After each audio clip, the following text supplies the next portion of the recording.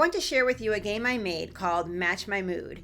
And the reason I made this game is I was trying to think of a fun way that would keep kids' interest in my social skills group, but at the same time teach them emotional vocabulary and social awareness and perspective taking skills. So I believe I have done that with this game called Match My Mood. And what it entails is 36 emotion or mood cards. They're not all emotions. Some of them are moods, like I'm in a fun mood, or that's thrilling.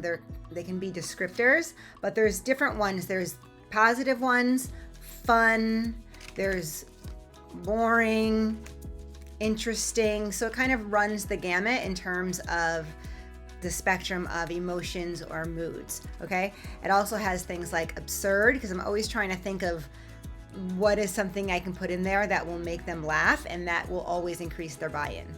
Aside from the mood cards, it also has 120 scenario cards. And these are all social scenarios that correspond with the moods in some way.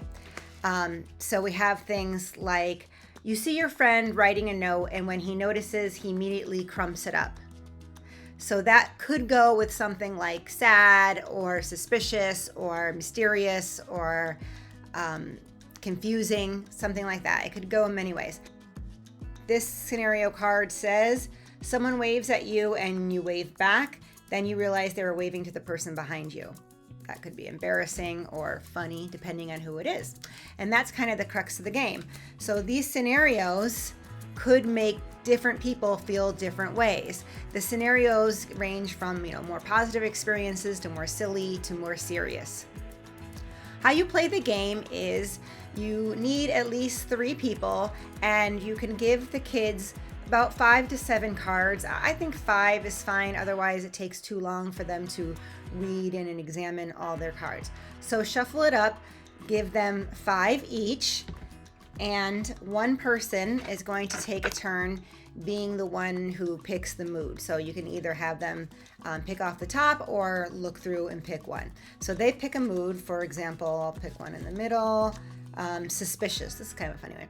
So what would I, as the picker, think is suspicious? So the people who I'm playing with have to pick a social scenario that they have that they think that I would think is suspicious.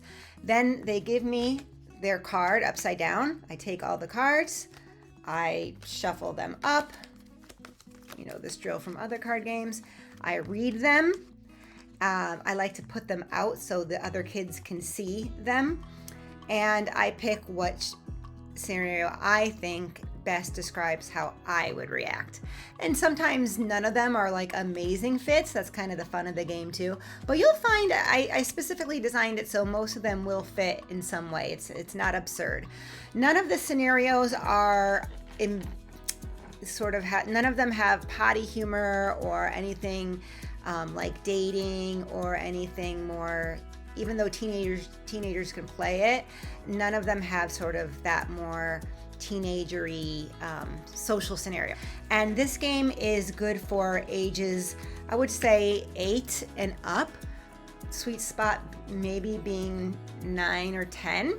It's a really fun game, and I have used it with kids of varying personalities and ages, and I've gotten really good buy-in. It's on my Teachers Pay Teachers store, Teach Social Skills by Diana Cortez, BCBA. I will link it in the description, and let me know what you think in the comments. I'd be curious to know.